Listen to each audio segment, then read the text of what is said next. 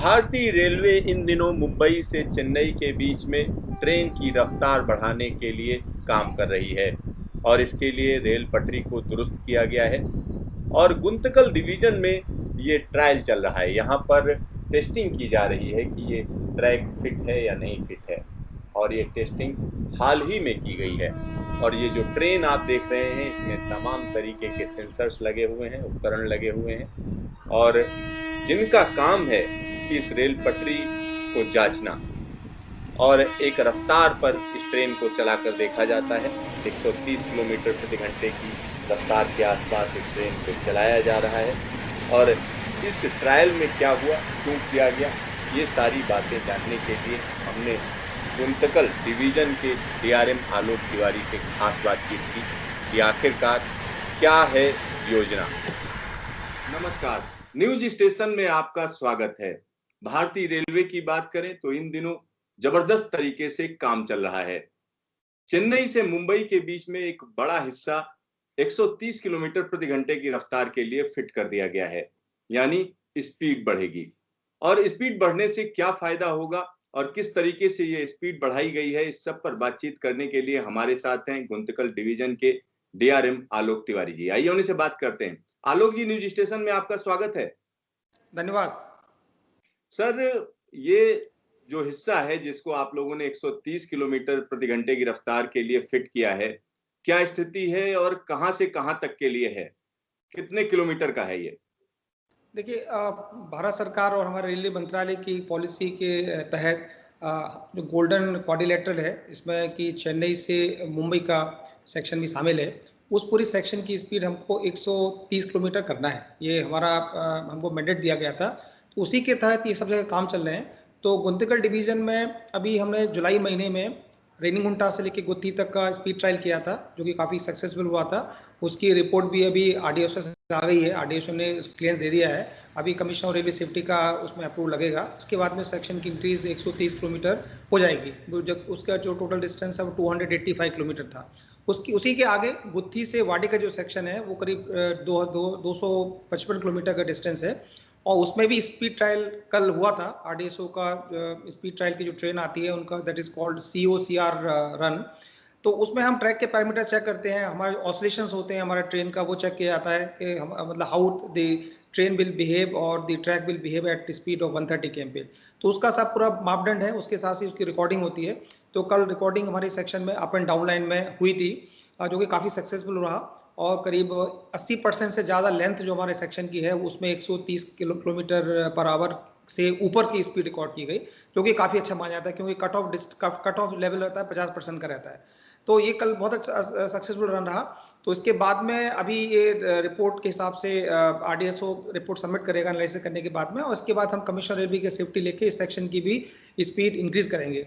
और ये अनुमान है कि दिसंबर महीने तक हम चाह रहे हैं कि पूरा रेनीगुंटा से लेके वाडी जो टोटल डिस्टेंस करीब 535 किलोमीटर का डिस्टेंस रहेगा, वो उसमें हम 130 किलोमीटर पर घंटे के हिसाब से स्पीड को बढ़ा सकें। तो सर, पहले जो स्पीड थी वो कितनी थी और इस स्पीड से अब कितना समय बचेगा? देखिए, पहले जो स्पीड हमारे गुत्थी से लेके वाडी तक और या कहना चाहिए गुत्थी रेनीगुंटा सेक्शन दोनों में 110 किलोमीटर पर घंटे की स्पीड थी, 110 kmph, और अभी 130 हो जाएगी। तो 20 kmph के स्पीड का हमको फायदा होगा। तो हम अनुमान कर रहे हैं कि जो थ्रू ट्रेन जाती हैं, क्योंकि इनकी स्टॉपेज कम है, वो रेनीगुंटा से गुत्थी के बीच में करीब 20-25 या 30 मिनट का फर्क पड़ेगा। और हम अगर गुत्ती से वाडी सेक्शन को बात माने तो उसमें भी करीब 20 मिनट का फर्क पड़ना चाहिए। तो ओवरऑल पूरे हमारे डिवीजन में जो चेन्नई से जो ट्रेन आती हैं और जो मुंबई जाएंगी, वो गुंतकल डिवीजन में 585 किलोमीटर 585 किलोमीटर का जो डिस्टेंस है वो करीब 50 मिनट के आसपास फर्क पड़ना चाहिए।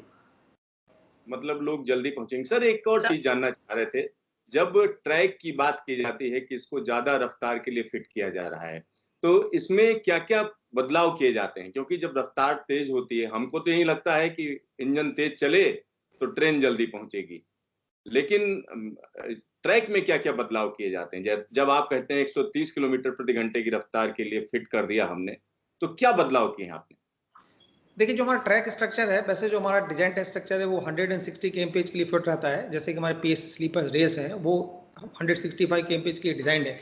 लेकिन जो बहुत सारे और पैरामीटर्स होते हैं जो कि और मेंटेनेंस टॉलरेंस होती है, वो काफ़ी इंप्रूव करने की ज़रूरत होती है। तो अभी इस सेक्शन में जब हमने काम किया तो काफ़ी जगह सेक्शन जो हमारा था उसमें क्लीन कुशन बैलेंस कुशन होना चाहिए।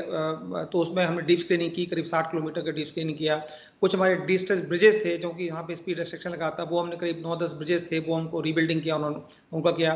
प्लस जो हमारे टर्नआउट्स रहते हैं यार्ड में, उनको हमें थिक वेब स्विचेस लगाना होते हैं जिससे कि हमारी मेंटेनेंस काफ़ी अच्छा रहता है और टॉलरेंसेस भी उसकी काफ़ी बढ़ जाती हैं। तो वो सब हमने करीब करीब 50-60 स्विचेस है वो चेंज किए उन्होंने।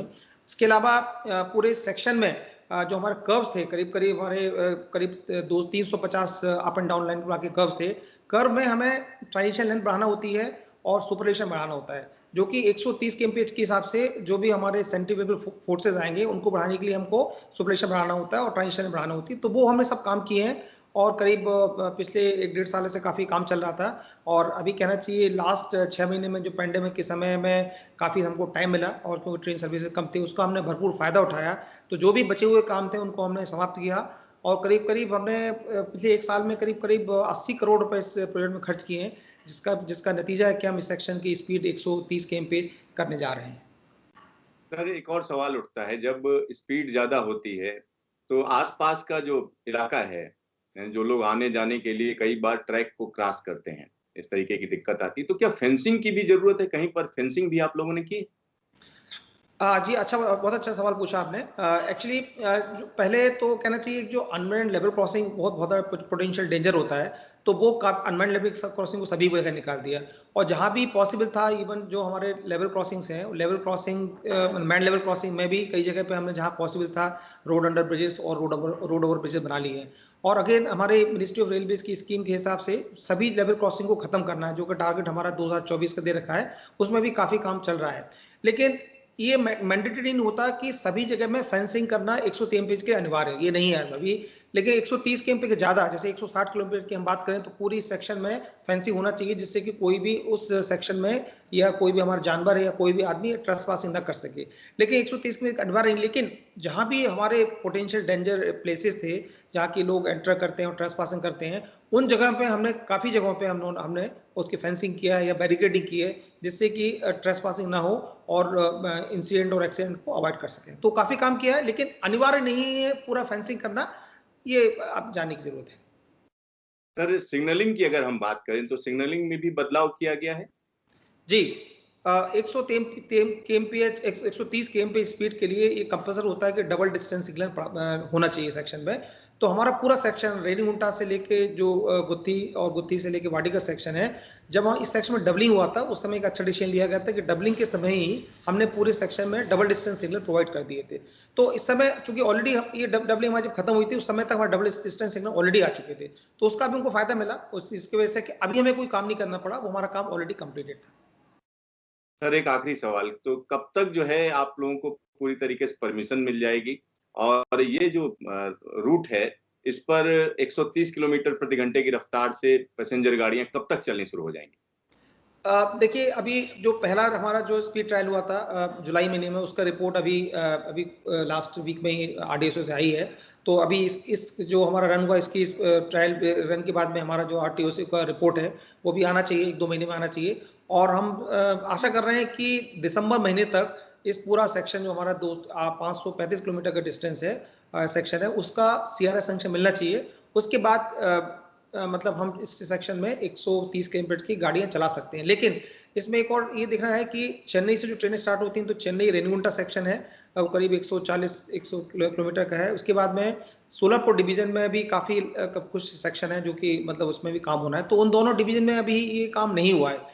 लेकिन फिर भी चूंकि 585 kilometre 35 kilometre is a quite bit length, तो हम आशा कर रहे हैं कि मतलब कुछ ट्रेन को एलएचबी कोशिश की जो ट्रेन है उसमें दिसंबर के बाद में, नहीं तो मतलब एटलीस्ट आई शुड से कि नेक्स्ट फाइनेंशियल ईयर में कुछ ट्रेन है जरूर जो 130 kmph की रफ्तार से चलना चाहिए। आलोक जी, न्यूज स्टेशन से बातचीत के लिए आपका धन्यवाद।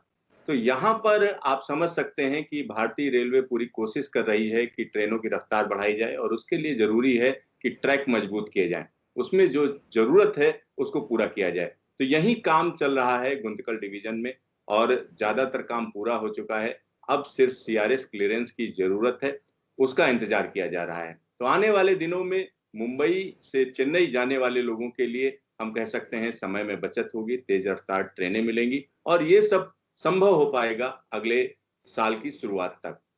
तो देखते रहिए न्यूज स्टेशन, फिर मिलेंगे दोबारा।